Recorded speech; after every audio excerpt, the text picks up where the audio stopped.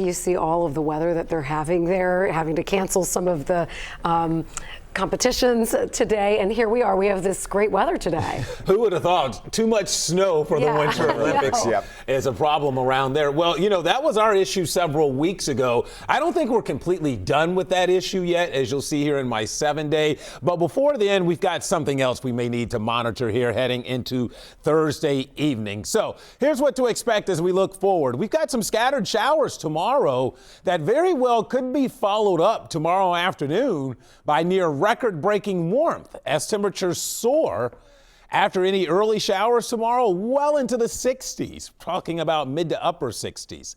Okay, and it's those spring-like temperatures that could fuel a highly conditional threat for some stronger storms in here on Thursday, followed by the potential for the return of winter and some snow this weekend. So let's get into the next impact day. That is Thursday. This is a highly conditional threat for some gusty downpours, maybe some thunder, brief wind gust. I can't rule out a weak tornado potential here. That said, I think the greatest threat, though, really is going to be west of us in Illinois, Indiana, and parts of western Kentucky. So that's what we're keeping an eye on Thursday evening around dark. You can see we are included on the eastern side of this slight risk, but again, I still think the greater threat is just west of us, so that will be something that we continue to monitor heading into the afternoon and evening on Thursday.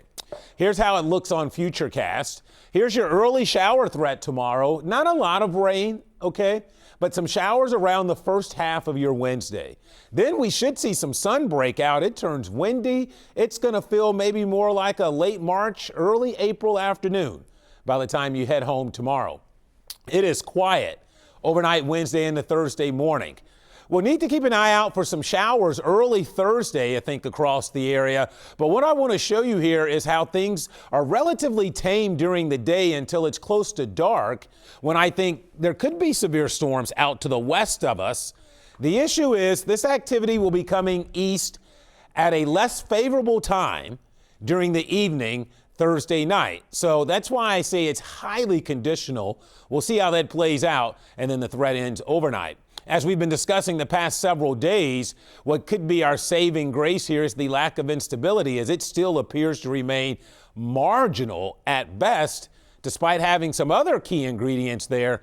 If you don't have the instability, you just can't get the air to really rise vigorous enough to sustain storms that are that intense. So that's why this is a highly conditional threat that we'll continue to monitor. In the meanwhile, though, how about a mild night coming up? We're at 60 right now with clouds moving in overnight, and most of us having temperatures right now between 55 and 60. Don't expect for us to cool off much tonight. In fact, we should stay in the 50s or right around 50 pretty much all night tonight, so a very mild one is expected.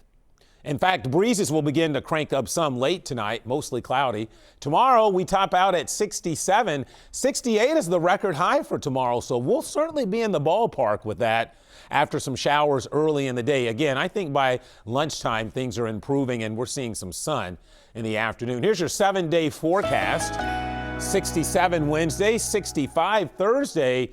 That 58's a little deceptive Friday because that's early. Temperatures drop during the day, and it starts to turn cold, and then that sets up for a more interesting weekend. Notice Saturday and Sunday are weather impact days.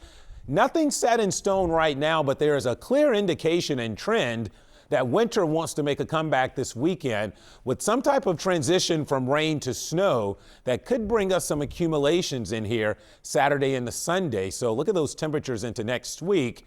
It certainly looks a lot more like late February by early next week. Chris and Sheree. All right, thanks for the warning, Kevin. Coming up, sounding the alarm on smart doorbell.